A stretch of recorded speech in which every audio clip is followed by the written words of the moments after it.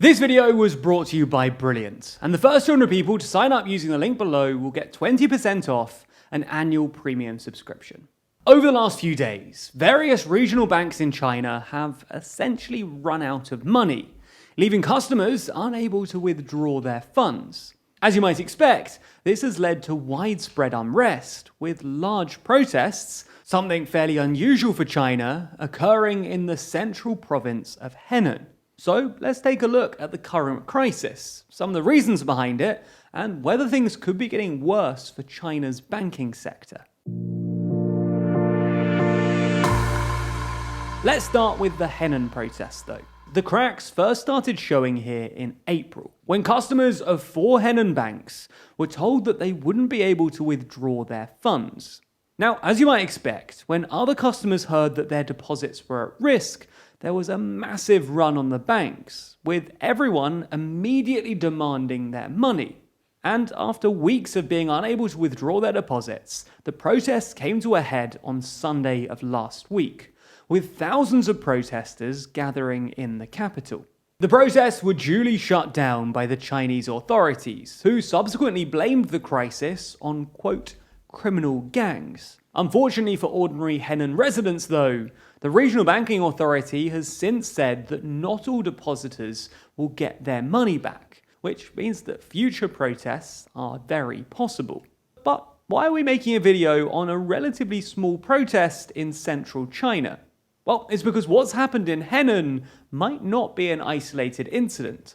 As we've detailed in previous videos, China's property market is currently experiencing a bit of a slowdown. Chinese house prices are by far and away the most expensive in the world. Your average house in Shenzhen, for example, costs over 40 times the median salary, and 3 times that of houses in London. Chinese developers therefore race to profit off this, and have been borrowing ridiculous amounts of money to fund these building projects. Worried by spiraling debt burdens and what was beginning to look like a massive bubble, the CCP introduced their infamous 3 red lines in September last year, which essentially tried to limit how much developers could actually borrow.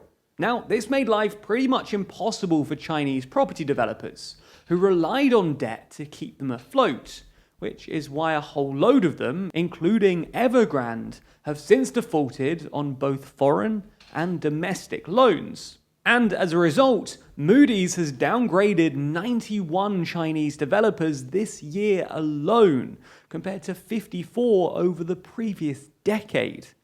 To make things even worse, house sales and prices have fallen across the board in China, affecting every big developer. There have even been reports of home buyers across the country refusing to pay their mortgages in protest of the fact that developers have been unable to complete their houses on time. And for context, it's common practice in China to buy a house before it's even been built, which gives you a sense of how intense the property market has been.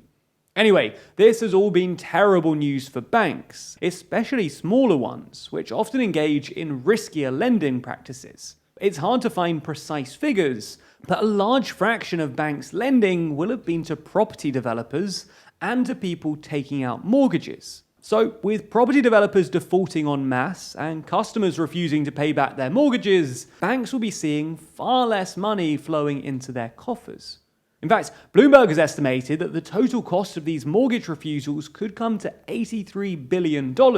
And while that doesn't sound particularly bad, when you remember that China's total lending from domestic banks is literally in the tens of trillions of dollars, it's still enough money that Chinese authorities have allegedly been holding emergency meetings with the affected banks. Now, we should say that so far the banking crisis has been limited to some small regional banks, who always have a higher than average default rate, and a wider economic collapse does still look unlikely.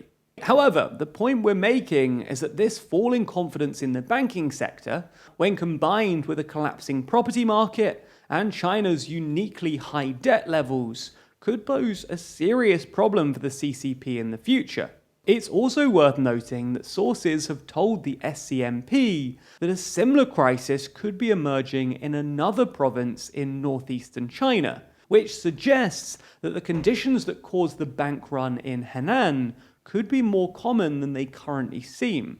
Again, to reiterate, this hasn't materialized yet, and the CCP will probably just step in before anything catastrophic happens. But China's continuing economic woes demonstrate how difficult it will be for the CCP to deflate various debt bubbles in the Chinese economy.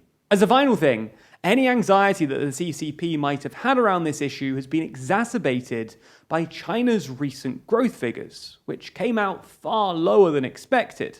China's GDP grew by just 0.4% in the second quarter of this year, well below the 1.2% forecast by economists, and down from the 4.8% recorded in the first quarter. China's GDP would probably have contracted even more if it weren't for a massive increase in government stimulus, which has caused a 600% increase in the national budget deficit when compared to last year.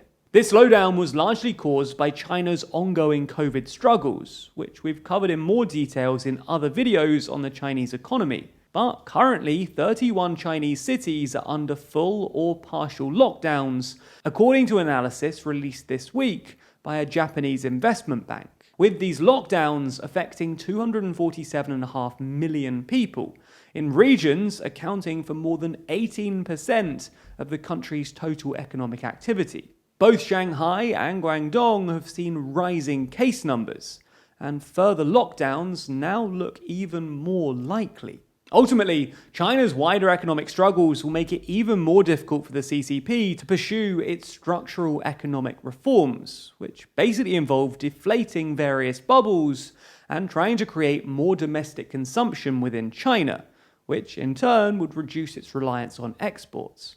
It's also pretty bad news for the rest of the world, both because weak Chinese growth will have knock-on effects on the global economy, and because lockdown-related supply chain disruptions are only exacerbating global inflation, which is bringing down standards of living in developed countries and causing political chaos in developing ones. Ultimately, though, this is a problem-solving issue, which is always at the heart of politics, whether it be keeping the electorate happy or trying to handle crises. So, if you want to be able to do what politicians often can't, then consider signing up to Brilliant. That's the STEM learning platform which actually features a class on the joy of problem solving.